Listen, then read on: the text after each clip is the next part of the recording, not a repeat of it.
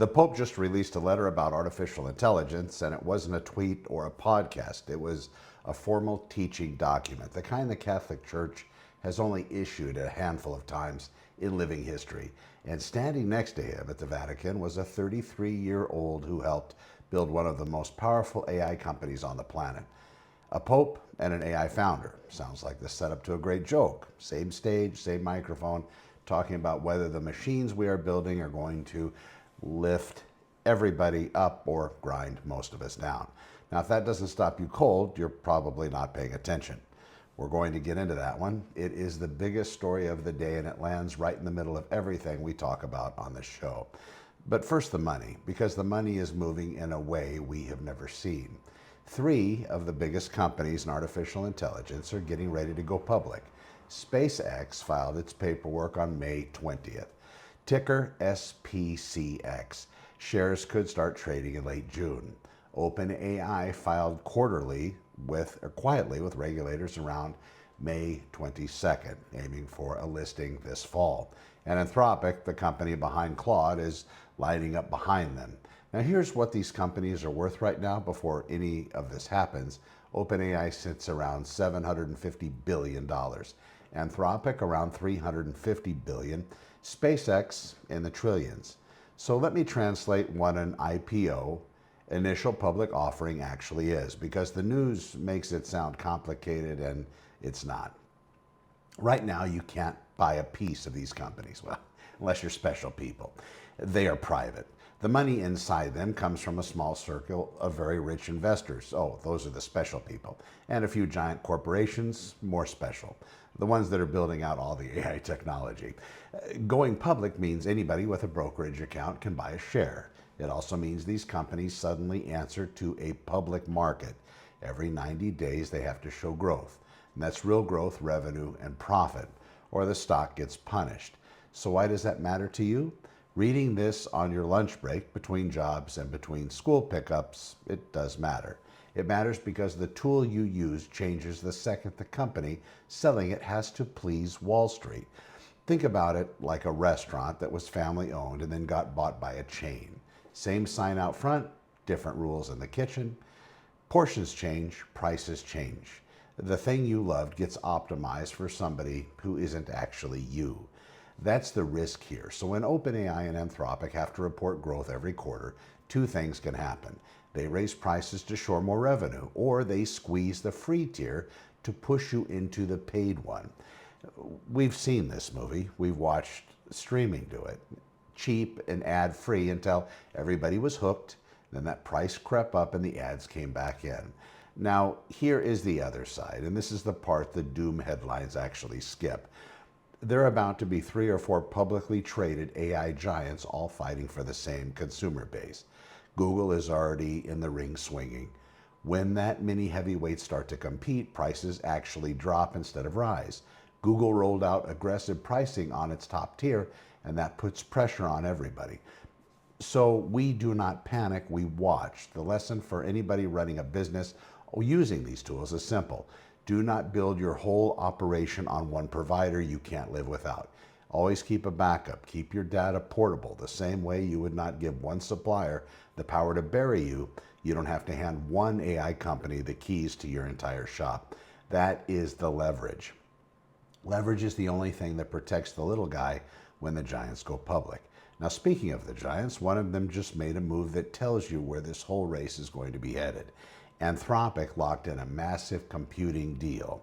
Microsoft and Nvidia committed up to $15 billion into the company, and that Anthropic committed to a huge amount of cloud computing in return. There are also reports in its reaching towards satellites in space, towards based infrastructure to get around something most people never think about, and that's power. Now, here's the thing nobody's going to tell you. These AI models do not run on magic. They run on electricity. Well, you probably knew that. I actually knew that. Enormous amounts of electricity, though data centers the size of small towns, pulling power off the same grid that runs your air conditioner. The grids, but they're starting to become maxed out. So the biggest players are looking up. Space satellites, anywhere they can find power that is not already spoken for. And what does that mean for you? Well, it means the AI you use is going to get faster and more available. But it also means a handful of companies are about to control the equivalent of digital power plants. When a few players own the infrastructure everybody depends on, that's worth keeping an eye on. We watch what happens when a few companies own the pipes. Now let me bring this all the way down to the kitchen table because this is one that matters most today. So the Pope, on Monday, May 25th, Pope Leo XIV released his first encyclical. That's the highest form of teaching document in the Catholic Church, the highest one that it produces. The title is Magnifica Humanitas. It's entirely about artificial intelligence and protecting human dignity. And the timing is not by accident. He released it exactly 135 days after a pope wrote the famous letter defending factory workers during the Industrial Revolution. Back then, the machines were steam and steel, and they were chewing up working people. Today, the machine is artificial intelligence. Same fight, new century, well, and much faster moving. The Pope didn't hold back. He warned that the AI left unchecked could create new forms of slavery. He went straight at the concentration of power and data in the hands of a few private companies and called it danger, especially to children, especially to the most vulnerable. The leader of 1.4 billion Catholics looked at the AI industry and said the danger is that a tiny number of people will own the power and everyone else will be at their mercy. That's the exact thing we talk about on this show every single day. And here's what makes this story land even harder. Standing next to the Pope was Christopher Olah. Well, a co-founder of Anthropic. Olah, I'm thinking of a series of unfortunate events. Count Olaf, but anyway, we won't go there. Co-founder of Anthropic, an atheist tech leader on a Vatican stage, agreeing with the Pope. He didn't soften it. He said that there is a real possibility that AI displaces human labor at very large scale. He said the world needs informed critics who will tell the AI labs when they are failing. And then he said the line I can't stop thinking about. He said we need moral voices, that the incentives cannot bend. Sit with that.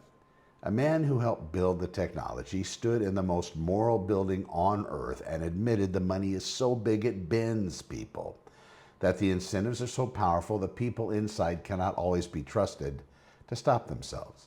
That's not a conspiracy theory. That's a founder saying it out loud in front of the Pope on the record. This is why we do this, not because AI is evil. It's not. It's a tool, the most powerful tool any of us will ever touch. But the people building it have admitted on the biggest stage in the world, they need somebody watching. When they need the plumber and the teacher and the single mom to understand this stuff, well, that's enough to push back. The people building these things aren't thinking about you. This is not because they are villains. It happens to be the math. The incentives point at scale and profit, not at the family in Santa Clarita trying to keep up.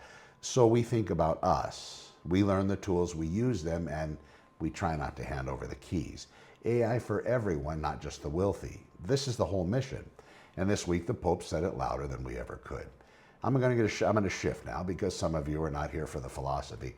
You're here because you're trying to buy or sell a house. And the ground is moving under your feet. Mortgage rates just hit a 9-month high.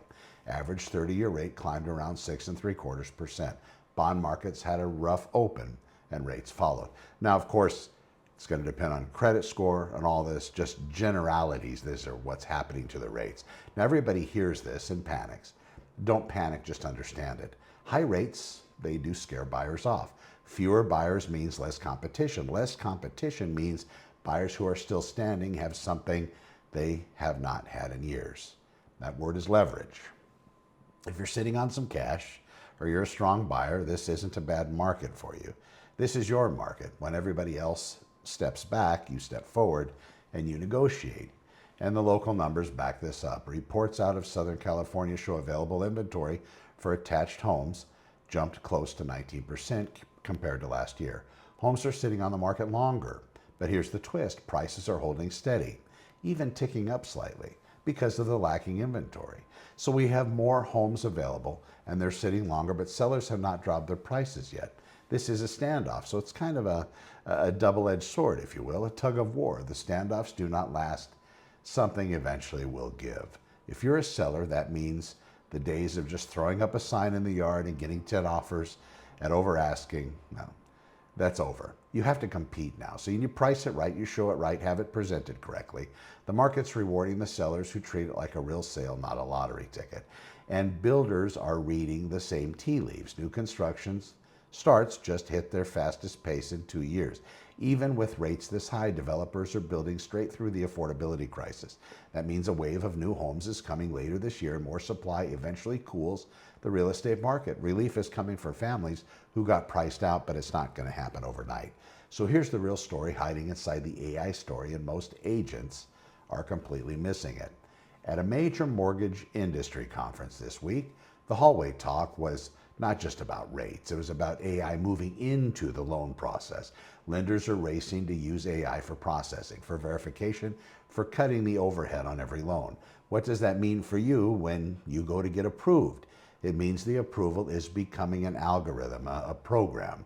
Less human judgment, less wiggle room, and when your situation is a little unusual, but also potentially faster closings, fewer delays, less of the black hole where your file sits for 3 weeks. The smart move is to walk in with your paperwork airtight, clean documents, clear income, because the machine doesn't do you any favors. It doesn't hear your story. It reads your file.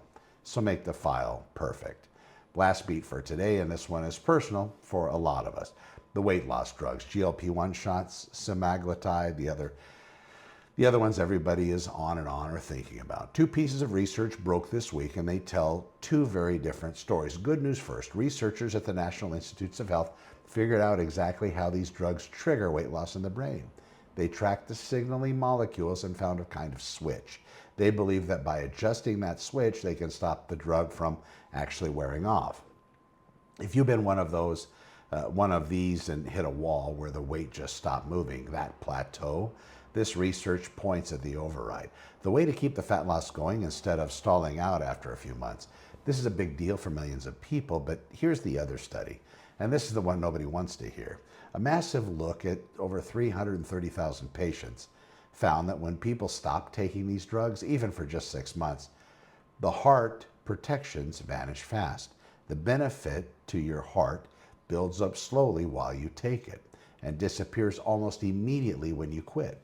Now, read what that actually means. These are not a temporary diet you do for a season and stop. For the heart benefits, they're turning into a lifetime commitment, a subscription, not for a streaming service, but for your body. I'm here to tell you that if you take them or not to take them, that's your choice. This is between you and your doctor, but I am here to tell you that the truth that the ads will not. And there's no free lunch. The shot that melts the weight may be the thing you're on for the rest of your life. And the cost of that real cost, monthly forever, is something you need to do the math on before you start, because that same pattern keeps showing up everywhere where we look today. Whether it's AI subscriptions, a streaming service, or a drug for your heart, the thing that is cheap and easy at the start becomes the thing you cannot live without. And the people selling it know what's going on. So I try to get the math done. I try to keep that leverage. We learn how the tools work before we need to depend on them, and we never hand anybody the keys to our entire life. And that is the through line today. The Pope said it, the AI founder said it standing next to him. The mortgage market is saying it. Even the weight loss research is saying it. Knowledge is the lever. People who understand the tool get to keep their freedom. The people who do not get optimized. So we're here to help you keep yours. AI for everyone, not just the people who can afford to be careless. And I'm Connor. We'll see you tomorrow. Thanks for watching.